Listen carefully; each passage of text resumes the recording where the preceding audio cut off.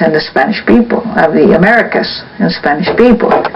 We have San Isidro Labrador, the patron saint of farmers. And then we have San Rafael, he's the archangel, but he's also the patron saint of fishermen. We have Our Lady of the Lakes, who's also the patron saint of fishermen and sailors. We have San Francisco de Assis, the patron saint of the poor and the animals, like dogs and all that. We also have San Lorenzo, who's also the same patron saint of animals. There's quite a few santos that we have in our homes. And when we have those santos in our homes, we ask them to ask God to help us. Whatever need we have, could be a disease, it could be any kind of sickness, it could be to help us with our work. Anything like St. Joseph, the carpenter. And we do a lot of things like that. And retablos are done in boards. Years ago they used to be hand-honed and sanded with whatever we could find. Nowadays we have sanders, we have the crafter saws, we have the different kinds of saws that we work with. So it's easier. Years ago we used to make our own paint out of hierbas, all kinds of weeds, coffee, chili, tierra baita, tierra blanca, jaspe from the hot springs. All kinds of things that we used to mix. It used to take at least 2 to 3 days to make the different colors. And then my grandpa would make the glue out of hoofs of animals, boil it. And then sometimes we use aguarrás, we use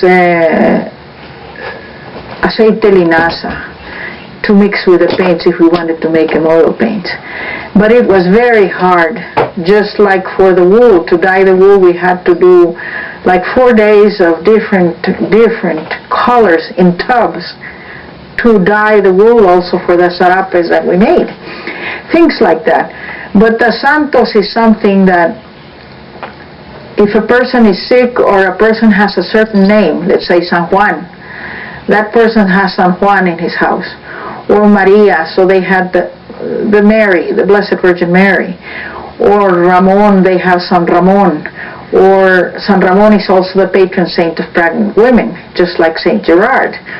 There's different saints that have the different things that they are known for.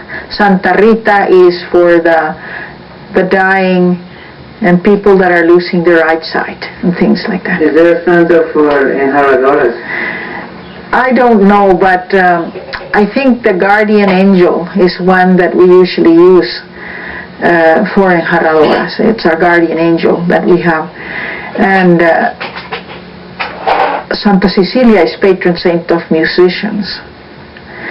And the different santos or archangels are always acclaimed for the different needs we have.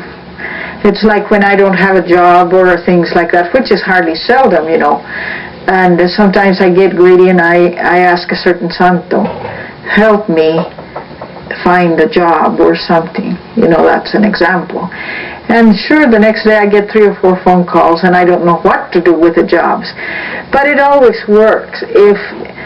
I always think that if God put us on this earth, He will take care of us. And everyone else along with me, and the people, the newcomers, and the people that are moving in, and the people that are trying to make a living. This is one of the reasons when people come from far away to interview me. I always think, for magazines and stuff, I always say, well, thank God they came to interview me, but in a sense, they're making a living for themselves at something they enjoy doing, like myself. I enjoy every bit of what I do. And I grew up doing everything because there was a need for it. There was a need for everything that I did. And in those days you just went in because it was in the home that they were doing it. The grandparents, the great-grandparents, and the mother and the father, the brothers and sisters. Now, some of the brothers and sisters had to be told to do it because they didn't enjoy a certain thing that much. They didn't. But I was supposed to do for the family. And in this way, when I finished doing something, I always thank God that it was done the way it was supposed to be done. It was beautiful. And when I started doing my first retablos, I broke a retablo in the morada, and I had to replace it. It took me 3 days to make all the things, the ingredients, the colors. We painted with chicken feathers because there were no brushes. In those days, you didn't have that many things. Either you made it because there was nowhere else to buy it. And so I still, sometimes I forget there is a store and I make my own things, you know. I always try to do that. My grandfather taught me how to be a blacksmith also. You mentioned a morada. Now, Yes. I know. Well, first of all, can you tell me and translate for people who don't understand the Spanish what the order of the penitentes was and what a morada is? The morada is a building. It's a holy place like a church. It's fairly big, like maybe 40 feet, maybe 60 feet by 30 feet. And they have a kitchen, they have a dining room, and they have the penance room and the visitors room. The penance room, no one is allowed. In the visitor room, the santos are kept. During Lent, all during Lent, from the first day of Lent, they go there.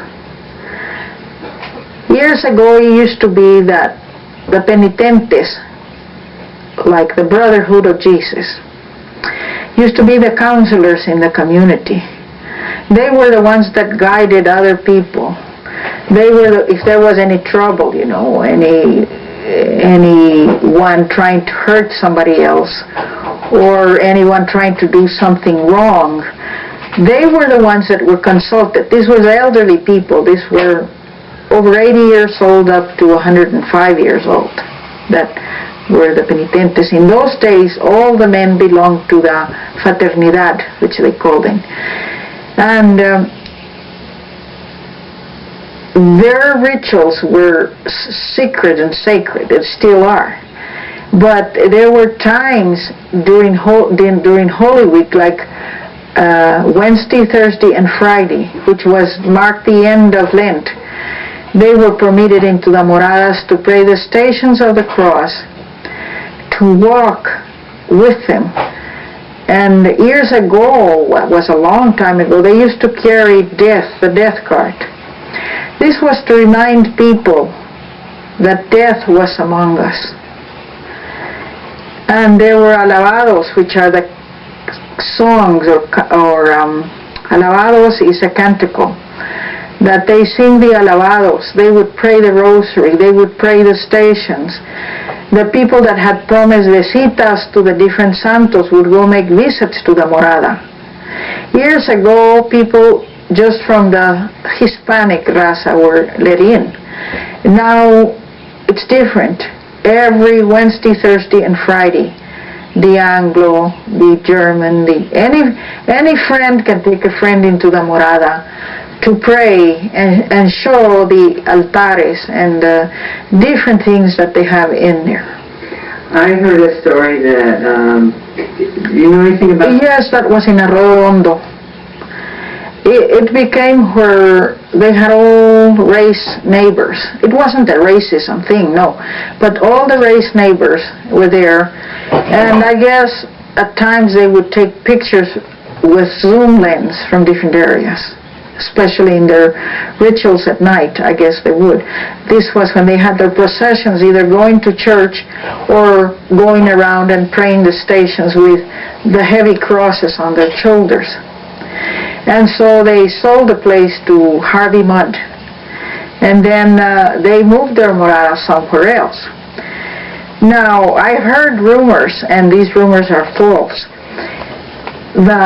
They said that the moradas were extinct, that they weren't being anymore. Well, the moradas, there's 3 near here, the one in Talpa, the one in the Middle Road, and the one here just a ways from here. And each of La Morada has over 180 penitentes in it. Now this is more than they had in the olden days, because there were so few people in the communities. And the way that this is kept up is the fathers, the grandfathers, and the great-grandfathers